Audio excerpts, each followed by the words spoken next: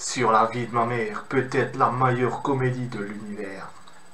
Moi j'en ai marre, on peut pas continuer comme ça. Eddie a raison, on peut pas continuer comme ça. C'est avec les hyper qu'il faut travailler, avec la grande distribution. Parce que si ça continue comme ça, dans un moment on met la clé sous la porte. Chiche. Karine, tu devineras jamais avec qui je suis. Mel Gibson, sur la Torah Mel Gibson. Je l'ai embrouillé grave, tu sais quoi, c'est bon. Il a dit dès qu'il est sur Paris, il vient passer un Shabbat à la maison. Allô, cousin? Il faut que tu me rendes un grand service. J'ai une amie qui arrive de Sao Paulo, mais là je suis keblo, j'ai un conseil d'administration grave. Sois gentil, va la chercher. Mais attention, tu la touches pas, hein? Oh la vache! Messieurs, on a fait une grosse erreur avec vos modèles. On aurait dû en commander plus. Et alors, Los Angeles, il va y avoir des bonnes, non? Je te dis, les ricains, ils niquent plus. Leur truc, c'est les dates. Une date, c'est que tu crois que tu vas niquer, mais en fait, tu niques pas. C'est ça, une date. En fait, j'ai une bonne et une mauvaise nouvelle à t'annoncer. Je suis enceinte. C'est quoi la bonne nouvelle? Enfin, la mauvaise nouvelle, pardon. Alors, il paraît que t'es sur un gros coup. Je te préviens, Eddie, si tu fais pas ce coup-là avec moi, c'est plus la peine de venir me voir. Tu comprends, je suis sérieux.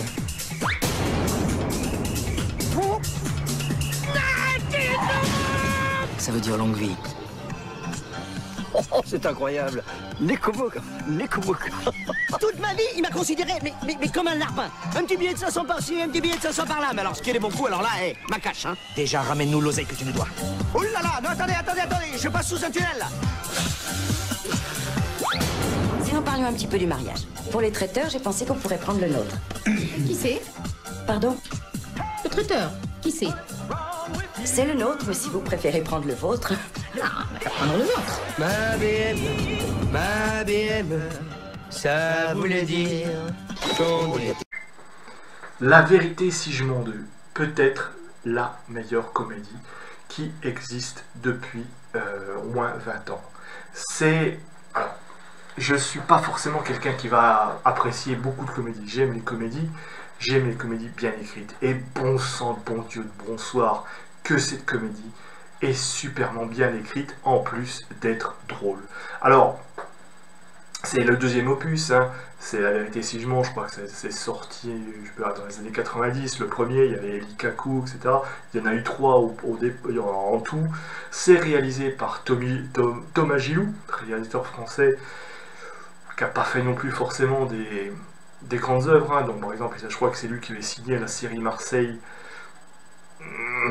qui est pas terrible, hein, je vous conseille de revoir sur Netflix, mais bon, là, franchement, super comédie, que j'ai toujours en VHS, et que je regarde, je ne peux pas m'empêcher de me marrer quand je la regarde. Alors, comme dans le premier, on retrouve à peu près le même casting, bien qu'il y a 3 manquants, hein, forcément. Alors, on a un casting d'enfer, on a quand même... Gilbert Melki, on a José Garcia, on a Richard Anconina, Horatica, je crois que c'était ses débuts au cinéma, Daniel Prévost, incroyable, et même Pierre-Martin Laval qui se trouve aussi dans ce film. C'est... l'histoire, je vous débriefe vite fait, hein. On retrouve un petit peu bien la bande du premier, c'est-à-dire Eddie, Dove et puis Ivan, comme ça, qui vont reprendre les affaires. Mais bon, il y a des choses qui vont pas tellement, les choses ont changé, il y a tout ça, et que, bref, ils vont se retrouver quand même confrontés cette fois à une espèce de client frauduleux qui va les arnaquer, mais voilà. Et donc tout va mal se passer, et puis ça marche pas très bien pour eux. Bon, il y en a 2 qui veulent partir en Californie, il y en a un autre dont le couple bat de l'aile parce que lui, il a une espèce de maîtresse. Tout le monde se veut, mais au final, on va tous se retrouver, et puis on va réussir à la faire, hein, la cohésion, la bande se ressoude peu à peu, et c'est ça qui est savoureux, c'est que, eh bien, il n'y a pas de temps mort dans cette série, il n'y a pas on se prend pas la tête, on est là, on y va, il y a du rythme, il y a quelque chose, franchement, moi je l'ai revu, alors je l'avais pas vu depuis longtemps, hein, je l'avais pas revu. Je vous dis, je l'ai acheté à peu près, le film est sorti le 7 février 2001. Moi, je l'avais acheté dans les années, un petit peu, 2 ans après, un petit peu, le temps que ça sorte. Et puis, je ne l'ai pas revu depuis, ça fait maintenant, à peu près 20 ans, presque 20 ans, que je n'avais pas revu le film. Et j'ai repris un kiff comme jamais. Alors surtout, hein, les acteurs, comme dire, franchement, le casting qui est juste, surtout incroyable, quoi. José Garcia qui est parfait dans ce rôle. Il y a aussi Daniel Prévost qui a vraiment un rôle taillé à sa mesure, un peu le patron, tout ça, le propriétaire qui est d'un cynisme absolu. Tous les acteurs fonctionnent très bien. Gad Elmaleh, pareil. Robert Melki qui est magnifique, qui a même un petit côté Scarface aussi dans ce truc, j'adore. Bref, c'est coloré, ça sent le soleil, ça sent les juifs pieds noirs, tout ça. Bon, bah, on aime bien ce côté un petit peu méditerranéen. Bref, ouais, c'est vraiment une comédie à revoir, comme là on arrive un petit peu vers les mois d'été, j'espère, dans 2-3 mois comme ça. Et si vous aimez les comédies pleines de soleil, eh bien vous allez adorer ce film. D'ailleurs, je crois qu'il y a une sortie Blu-ray, DVD, c'est totalement top. Franchement, ça n'a pas vieilli.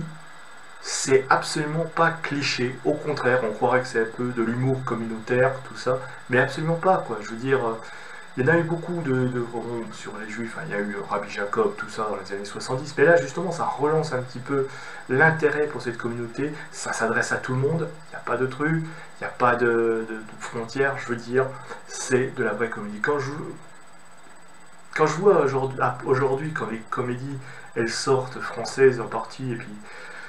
Bon, je sais que c'est un jugement de valeur, mais c'est toujours la même chose. Là, franchement, c'est pas lourd, c'est pas des histoires de meurtres, c'est une bande de potes, tout ça, avec qui il leur arrive un petit peu, qui mentent, ça joue sur le mensonge, sur les quiproquos, tout ça, il leur arrive des mésaventures, etc. C'est vachement, c'est drôle tout en étant, voilà, et même du sens, quoi. Il y a même du sens, parce que, bon... Il y a quand même une critique aussi des supermarchés actuels, de la logique marketing, qui fait que, bon, mine de rien, voilà, il fallait le placer. Voilà, c'est vraiment savoureux. C'est à regarder entre potes, c'est à regarder sous pour soi, c'est avec une petite bière comme ça, sur le canapé. C'est pas un film qui va vous faire, qui va vraiment dire, ou réfléchir, tiens, sur un film. Mais moi, de temps en temps, je me mets la vérité si je m'en deux. En plus, il y a des répliques cultes, hein. Il y a des gags qui sont devenus un petit peu comme ça, qui sont passés à la postérité. Vous allez vous retrouver facilement. Bref, pour la France aussi, quand on est capable, on est capable quand même, quand on veut, la France, on est capable de sortir d'excellentes comédies, et qui ne soient pas toujours des comédies lourdingues, ou alors des comédies... pesant, tout ça, où il ne se passe rien. Là, vous allez vous éclater avec cet épisode, qui à mon sens est peut-être même meilleur que le premier, et puis bien devant le 3 qui est... Voilà. Mais franchement, le premier posait un petit peu l'univers, hein, donc c'est un film qui manquait un peu d'ambition. Enfin, moi je trouve que c'est un film qui manquait d'ambition, le premier. Parce que là, allez, on s'éclate et on y va à fond. C'est savoureux, ne serait-ce que pour le jeu de José Garcia qui...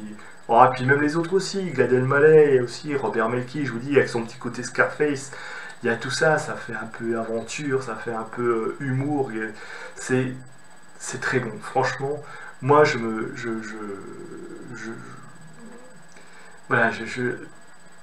lasse pas de la revoir de temps en temps. Nettoyer, c'est toujours en VHS, hein, VHS encore, c'est les dernières que j'avais achetées. Elle est toujours dans ma vidéothèque, donc je vous encourage à le revoir si vous ne l'avez pas vu.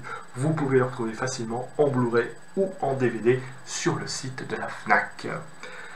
Sur ce, mes amis, eh bien, on va retrouver demain les chemins du cinéma, hein. J'ai un petit peu hâte aussi de retrouver les salles obscures avec certains films qui vont nous sortir et qui vont, j'espère, être savoureux, notamment Le Dernier Voyage, premier film d'un jeune cinéaste français, premier film aussi, enfin on retrouve un peu de la science-fiction française sur un univers post-apo, ce qui risque d'être assez intéressant.